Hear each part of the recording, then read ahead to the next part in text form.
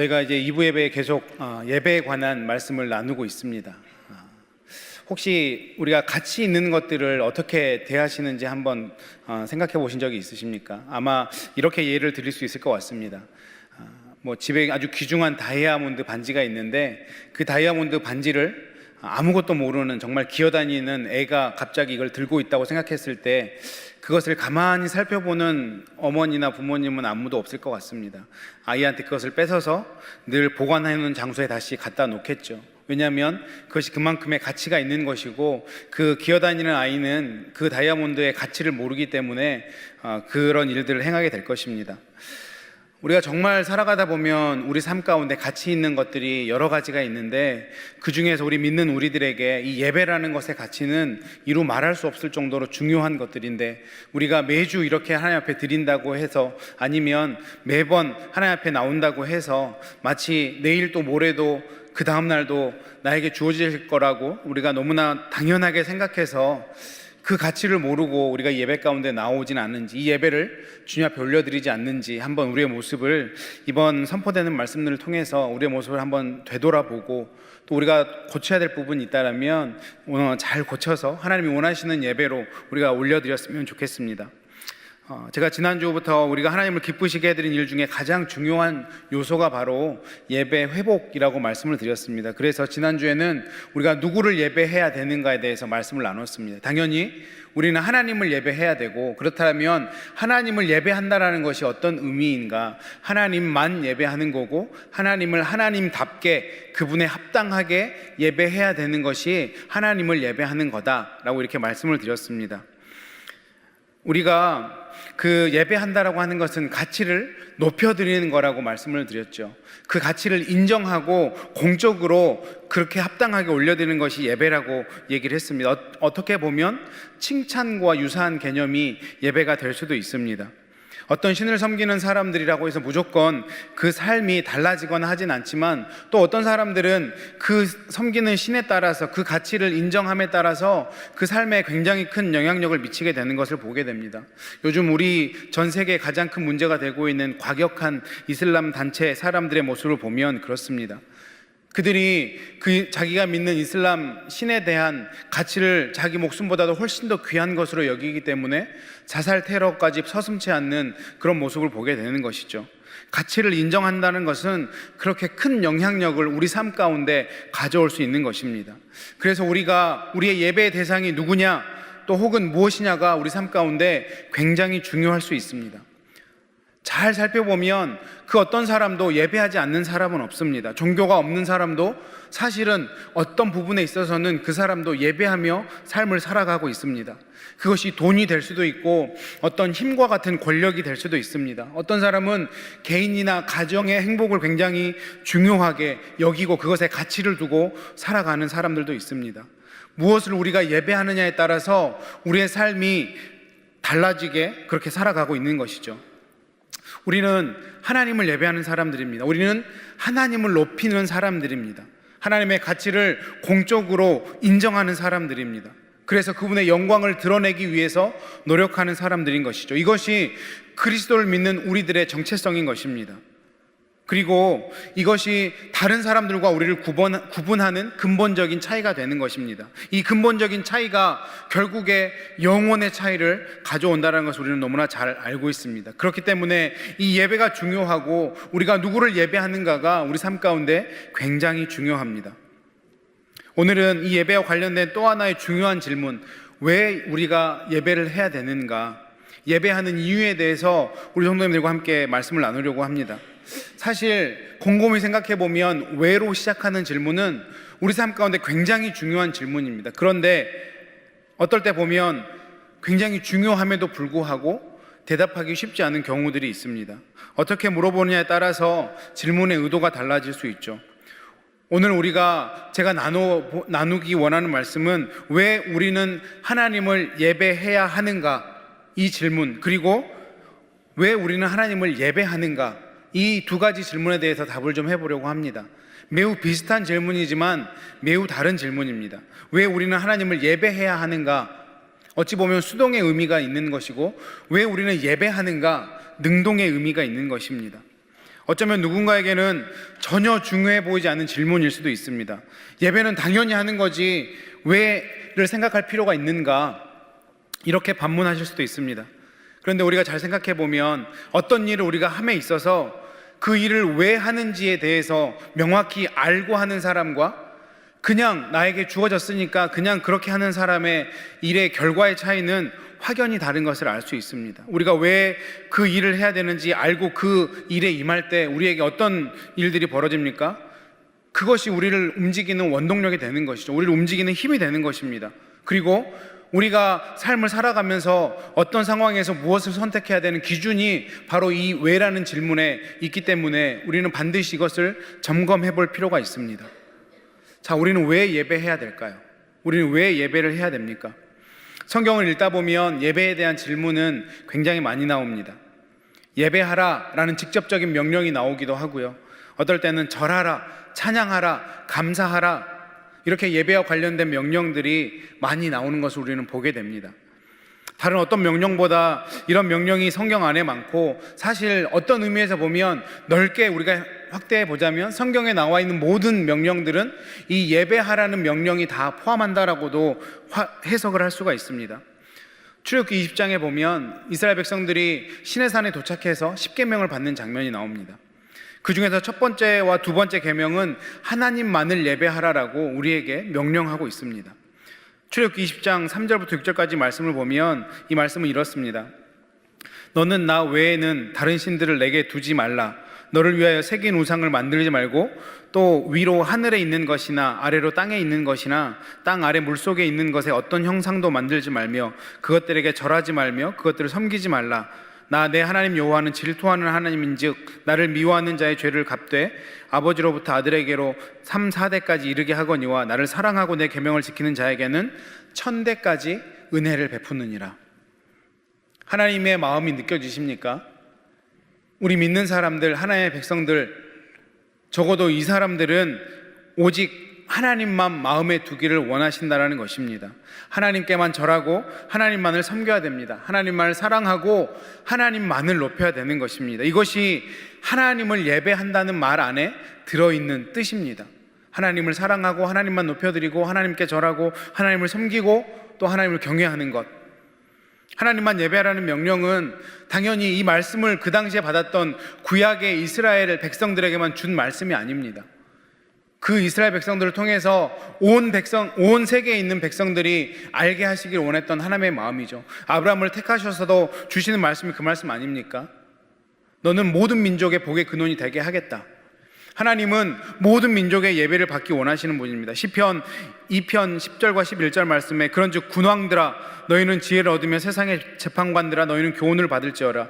여호와를 경외함으로 섬기고 떨며 즐거워할지어다. 세상의 모든 군왕들이, 세상의 모든 지혜자들이 이것을 알아야 된다는 것이죠. 오늘 우리가 읽은 본문 말씀도 뭐라고 말씀합니까? 호흡이 있는 자마다 여호와를 찬양할지어다. 호흡이 있는 자, 이 세상의 모든 사람들, 모든 호흡이 있는 생명체들은 하나님을 찬양해야 된다는 것입니다. 하나님을 예배하라는 이 성경의 명령은 특정 시대나 특정 민족에게 준 말씀이 아니라는 것을 우리는 반드시 깨달아야 됩니다. 모든 사람에게, 이 땅에 있는 모든 사람들, 호흡이 있는 모든 자들에게 하나님이 명령하고 있는 것입니다. 이쯤에서 드는 생각이 있습니다. 왜 하나님은 성경을 통해 이런 명령을 주실까? 왜 모든 사람이 하나님을 예배해야 한다고 할까? 우리가 왜 하나님을 예배해야 되는가? 첫 번째는 그것이 창조의 목적이기 때문입니다. 이런 질문들에 대한 해답은 성경의 시작에 있습니다.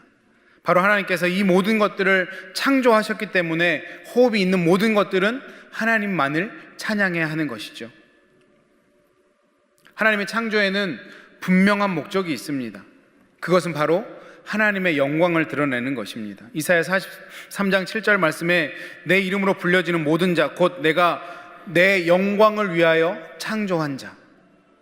하나님의 이 모든 것을 창조하실 때 하나님의 영광을 위해 창조했다라고 하나님은 분명히 우리 피조물들에게 말씀하고 있습니다. 모든 만물이 하나님을 위해서 창조되었습니다.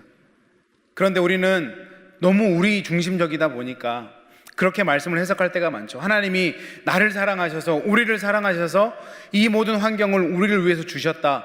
물론 그것도 맞습니다. 다른 어떤 피조물보다 하나님이 우리 인간들을 너무나 사랑하셔서 우리가 살 수 있는 모든 환경들을 하나님이 주셨습니다. 그런데 그 이전에 하나님이 이 모든 만물을 창조하신 이유는 하나님이 영광받기 위함이라고 분명히 우리에게 말씀하셨고, 우리는 그것을 반드시 깨달아야 되는 것입니다.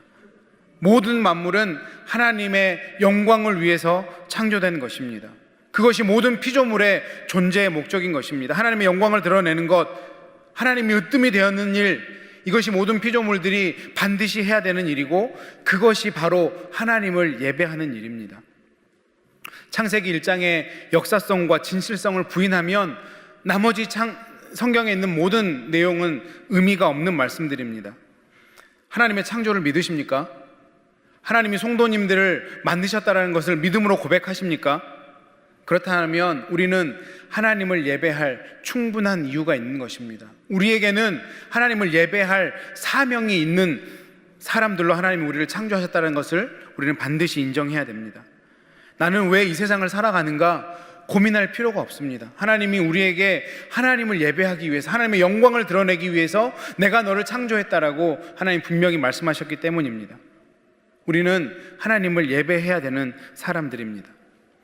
이 세상에 있는 모든 창조물들을 한번 생각해 보십시오. 그 어떤 창조물도 정확히 똑같은 창조물은 없습니다. 밖에 나가서 서 있는 나무를 보십시오. 종류는 같을 수 있지만 그 나무의 모양이 획일적으로 같습니까? 지금 봄이 되어서 피는 꽃들을 보십시오. 그 꽃이 다 똑같은 모양으로 핍니까? 그렇지 않습니다. 하나님은 그 영광을 받기 원하셨던 거죠. 모든 다른 피조물로부터 모든 각자의 찬양과 영광을 받기 원하셨던 것입니다. 해는 그 해를 비춤으로 하나님의 영광을 드러냅니다. 달도 별도 마찬가지입니다. 우리가 가끔 만나게 되는 이 무시무시한 토네이도를 보면서도 우리는 하나님의 능력을 조금이나마 느끼게 됩니다. 요즘에 운전하고 다니시다 보면 많은 꽃들이 이제 피어나고 있는 것을 보게 됩니다. 이 꽃을 만드신 하나님은 얼마나 아름다운 분일까, 얼마나 전능하신 분일까, 우리 마음속에 그런 생각이 너무나 당연하게 들어오게 됩니다. 모든 피조물들은 그 나름의 모습으로 하나님께 영광을 올려드립니다. 그것이 그 피조물들의 예배인 것처럼 우리 또한 우리 각자의 모습으로 하나님을 예배해야 되는 것입니다. 하나님이 우리를 이렇게 다 다르게 창조한 이유가 뭐라고 생각하십니까? 심지어 일란성 쌍둥이조차도 다르게 창조하신 이유가 뭐라고 생각하십니까? 하나님은 그 각자의 모양을 그 모양대로 하나님은 예배받기를 원하시기 때문인 것입니다. 나만의 유일한 방식으로 하나님을 예배하기를 원하십니다. 우리의 지문이 다르고 홍채가 다르고 우리의 생각이 다르고 외모가 다르고 우리의 성격이 다른 것처럼 하나님은 나만의 예배를 받기 위해서 우리를 창조하신 것이죠. 각자의 방법으로 각자가 드리는 그 예배를 하나님 받기를 원하시는 것입니다. 우리 그렇기 때문에 우리는 하나님을 예배해야 됩니다. 그것이 하나님 우리를 창조하신 첫 번째 사명입니다. 우리는 왜 하나님을 예배해야 되는가? 이것이 창조의 목적이기 때문에 당연히 하나님을 예배해야 되는데, 문제는 무엇이냐면 우리가 이 창조의 목적을 벗어나게 되었다라는 거죠. 무엇 때문에 그렇습니까? 죄 때문에.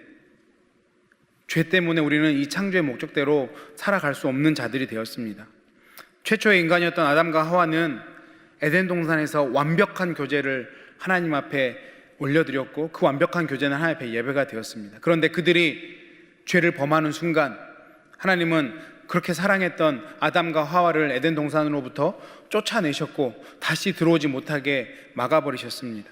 이것은 우리에게 무엇을 얘기합니까? 죄는 하나님과 우리를 분리되게 합니다. 죄는 우리가 하나님으로부터 예배할 수 없도록 그렇게 만들어버립니다.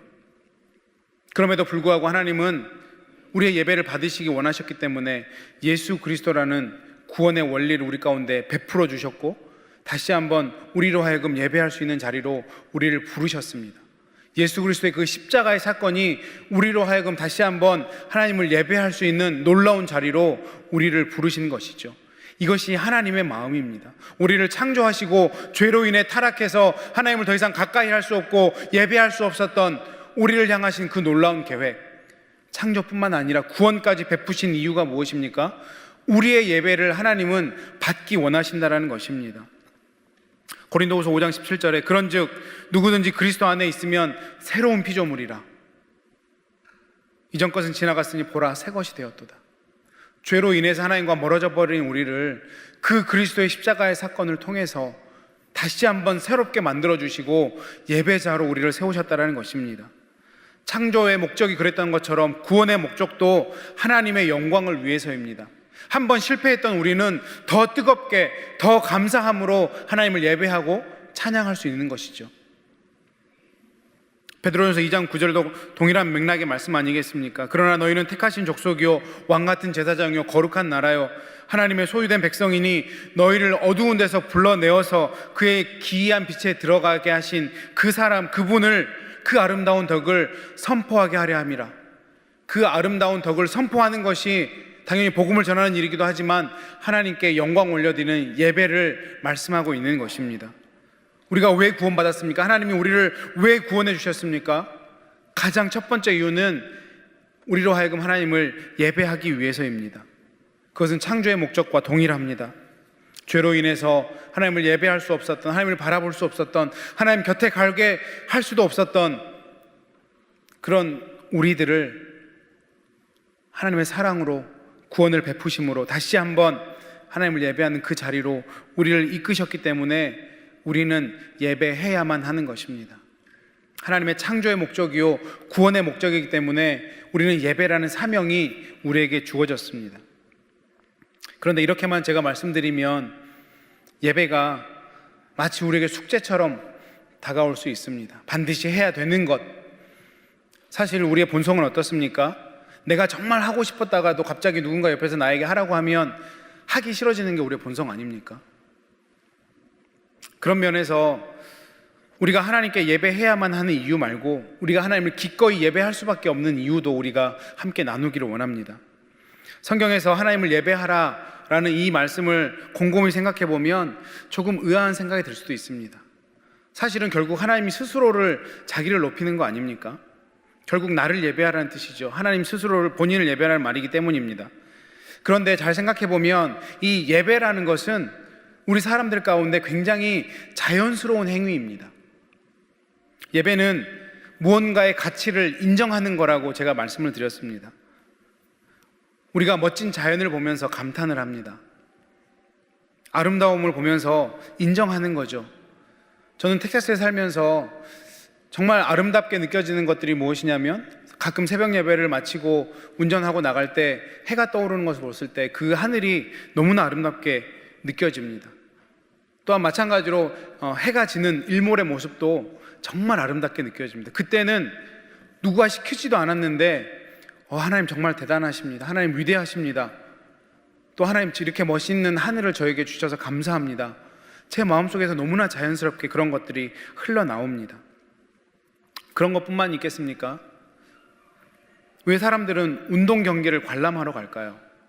생각해보면 그냥 그 커다란 골대 하나에 발로 공을 차 넣는 일이 얼마나 대단한 일이라고 그런 거 하는 사람들에게 천문학적인 금액을 줘서 그 사람들로 하여금 그런 운동 경기를 하게 할까요? 설령 그 사람들은 대단한 거라고 쳐도 그렇게 뛰어다니고 정말 투쟁해서 한 골 한 골을 넣어서 이기는 것이 그 사람들에겐 대단한 거라고 쳐도 그 사람들이 넣는 한 골이 그 사람들이 이기는 승부가 나에게 어떤 좋은 것을 가져다 준다고 우리는 돈을 내가면서까지 그 경기를 보는 것일까요? 생각해보면 굉장히 이상한 일입니다. 나랑 하등의 관계가 없는 일인데 우리는 거기에 때론 열광하고 거기에 돈을 지불해가면서까지 그 경기를 보게 됩니다. 왜 그렇습니까? 그 안에서 느끼는 가치나 아름다움이 있는 것이죠. 정해진 규칙을 만들어 놓고 그 규칙 안에서 정말 대단한 패스와 대단한 슛과 대단한 수비, 그것을 보면서 감탄하고 때로는 그것이 우리에게 쾌감이 되기 때문에 나에게 하등의 관계가 없는 일임에도 불구하고 돈을 지불하고 운동 경기를 보러 가는 거 아니겠습니까? 다른 것도 마찬가지입니다. 우리가 사람마다 가치를 느끼는 부분은 다 다릅니다. 누군가는 힘이라는 가치를 굉장히 크게 느끼는 사람들이 있습니다. 몸을 아름답게 꾸미는 것에 굉장히 큰 가치를 느끼고 거기에 돈을 많이 투자하는 분들도 있습니다. 어떤 사람은 질서정연한 것에 가치를 느끼고 본인의 삶을 그렇게 만들어가는 사람들도 있습니다. 음악에 빠진 사람, 스포츠에 빠지는 사람, 사랑에 빠지는 사람, 이 모든 것들은 다 각기 다릅니다. 그런데 이 모든 것들의 공통점이 있는데 그것은 무엇이냐면 우리가 그 어떤 가치를 인정하게 되면 그것을 더 추구하게 되고 내 삶 가운데 그것을 더 누리려고 애쓴다라는 점이죠. 그리고 거기서 그치지 않습니다. 내가 이것이 정말 좋은 가치라고 생각하면 옆에 있는 사람들에게 자꾸 그것을 공유하기를 원하지 않습니까? 우리 남자분들은 특별히 많이 골프 해보지 않았냐고, 이런 미국에 살면서 그런 권유를 굉장히 많이 받으셨을 거라고 생각을 합니다. 어디 비단 그런 것뿐이겠습니까? 재미있는 영화가 나오면 혹시 그 영화 보신 적 있냐고, 너무 재밌다고. 이 달라스에 어떤 맛집이 생기면 어디 맛집이 생겼다는데 그거 혹시 가보셨냐고, 정말 맛있다는데, 내가 먹어봤더니 정말 맛있는데 당신도 꼭 한번 가보시라고. 이게 우리의 너무나 자연스러운 내추럴 아닙니까? 혹시 그런 권유 한 번도 안 받아보셨습니까? 지금 표정을 보니까 나한테는 그런 권유해주는 사람이 없는데 라는 표정이신 것 같은데, 혹시 한 분도 이런 권유를 해보신 적이 없다라면, 해준 분들이 없다라면 지금까지 되돌아온 삶을 한 번쯤은 진지하게 고민해 보셔야 됩니다. 친구가 없다는 뜻이거든요. 그렇지는 않을 거라고 생각을 하는데, 우리가 내가 가진 가치, 내가 경험한 가치가 이게 굉장한 가치다라고 느껴졌을 때 그것을 공유하고 추천하는 것은 굉장히 우리에게 자연스러운 일상입니다. 그런데 이것이 예배의 본 모습인 거예요. 이것이 우리가 하나님을 예배하는 그 마음의 본 모습이 바로 이런 모습입니다. 이렇게 자연스럽게 나오는 혹은 자발적인 예배의 핵심은 우리가 하나님의 가치를 얼마나 인정하느냐, 그것에 대한 문제가 되는 것이죠. 내가 정말 그렇게 하나님의 가치를 인정할 만큼 하나님이 위대하신 분인가? 내가 그분의 그 위대한 가치를 그렇게 인정하며 살아가고 있는가? 우리 삶의 모습을 되돌아볼 필요가 있습니다. 우리가 예배할 수밖에 없는 이유가 바로 여기 있는 것이죠. 자발적으로 하나님을 예배하는 이유가 바로 여기 있는 것입니다. 하나님의 속성 때문에. 우리가 성경을 읽다 보면 종종 마주하는 구절들이 있습니다. 누가 주와 같은가? 누가 우리 하나님과 비교할 수 있는가? 그 하나님의 가치를 경험하게 된 사람들이 하나님을 높여드리는 말씀 아닙니까? 여호와 같은 거룩한 이가 없으니 이는 주밖에 다른 이가 없고 우리 하나님 같은 반석도 없으심이니이다. 사무엘의 고백입니다. 누구도 그 무엇도 내 주님과 비교할 수 없다라는 거죠. 하나님과 비교할 수 있을 만큼 좋은 것이 이 세상에 없다는 것입니다. 그래서 내가 하나님을 예배한다는 것입니다. 힘에 매료되는 사람들이 있습니까? 그 힘보다 훨씬 더 큰 힘을 우리 주님은 가지고 있습니다. 지식의 가치에 매료되어서 날마다 그 지식을 추구하시는 분들이 있습니까? 이 세상에 그 어떤 지식보다 훨씬 더 지혜로운 분이 우리 하나님이십니다. 즐거움과 행복에 가치를 두고 살아가는 분들이 있습니까? 영원히 변하지 않는 행복과 즐거움을 가지신 분이 바로 우리 하나님입니다. 그렇다면 우리는 그 하나님을 예배할 수밖에 없다는 것이죠. 우리가 원하는 것이 죄악된 것이 아니라면, 우리가 바라는 것 그 이상의 것보다 훨씬 더 최고의 것을 우리 주님은 가지고 계십니다. 그렇다면 우리는 그 주님을 예배할 수밖에 없는 것이죠. 시편 27편에서 다윗이 여호와의 아름다움을 표현합니다. 왜 하나님은 아름답다고 표현할까? 왜냐하면 그것은 누구나 사모할 만한 것이기 때문입니다. 다윗뿐만 아니라 본인이 하나님을 경험해 보니까 이것은 이 세상 사람 누구나 사모할 수밖에 없다. 다윗이 그것을 경험해서 그렇게 표현하는 거 아니겠습니까? 하나님이 어떤 분인지 우리가 알고 깨닫고 경험하면 우리는 그 하나님을 예배할 수밖에 없다라는 것입니다. 우리가 자연스럽게 하나님을 예배하지 못한다라면 우리가 그만큼 하나님을 모르고 있기 때문입니다. 우리가 주일 아침에 이 자리에 나와서 예배하는 것이 나에게 힘든 일이라면 지난 한 주간의 삶 동안 내가 그만큼 그 하나님의 은혜를, 하나님의 사랑을, 하나님의 가치를 경험하지 못했기 때문에 그렇다는 것이죠. 그 하나님의 가치를 우리가 경험하기만 한다라면, 그 하나님의 속성을 우리가 경험하기만 한다라면 누가 뭐라고 하지 않아도 우리는 이 예배 자리를 사모할 수밖에 없고 이 자리에 나와서 하나님을 뜨겁게 예배할 수밖에 없다라는 것입니다. 마치 어떤 분들에게 하나님을 예배하는 것이 이런 모습일 수 있을 것 같습니다. 100도가 훌쩍 넘는 이 달라스의 뜨거운 여름에 남편분들이 골프를 치겠다고 나가는 모습을 보는 아내의 심정, 도대체 저 남자는 왜 저럴까?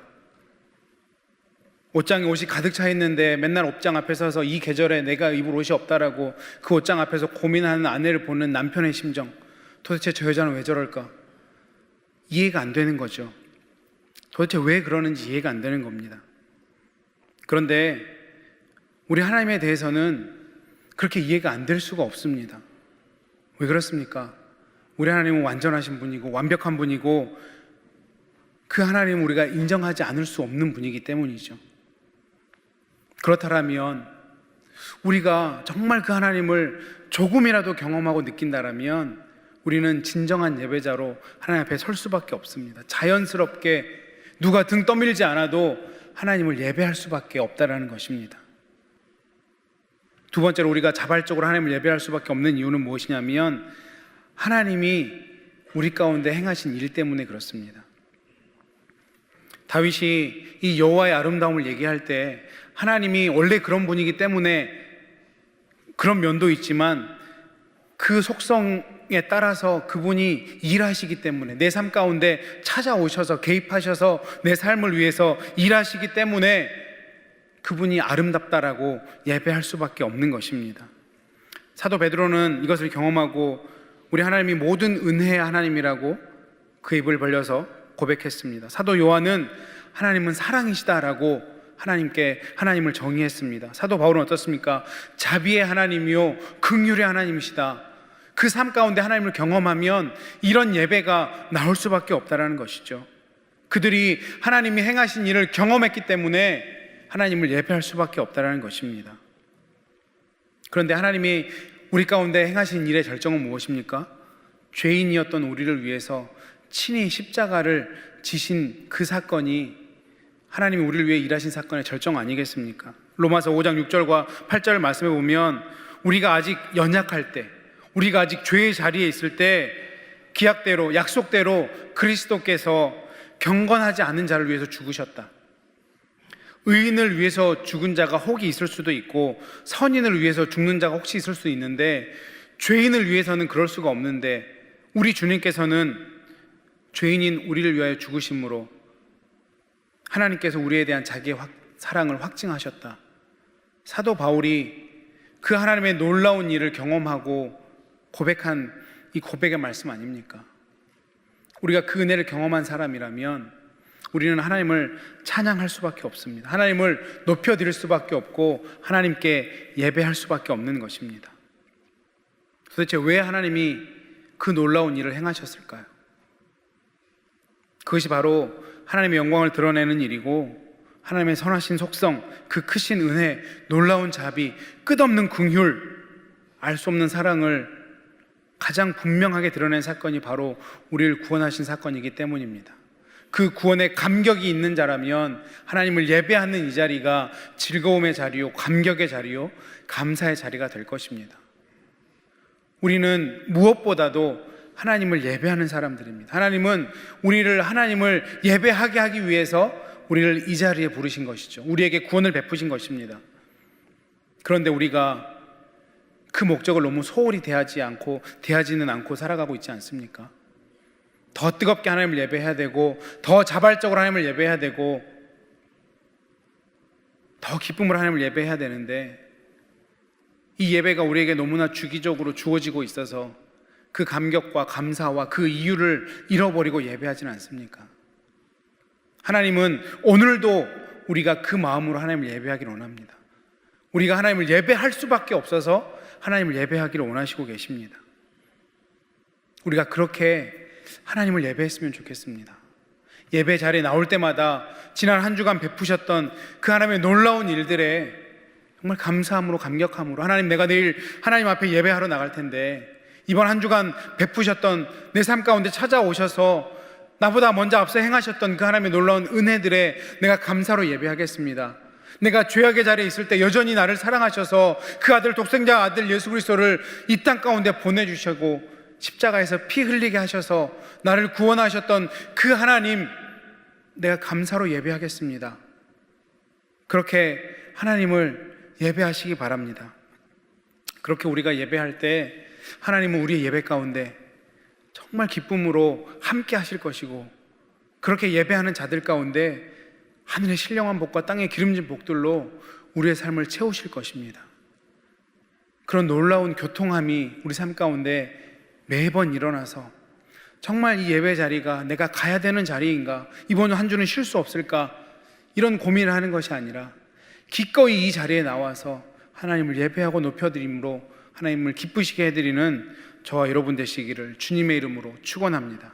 기도하겠습니다.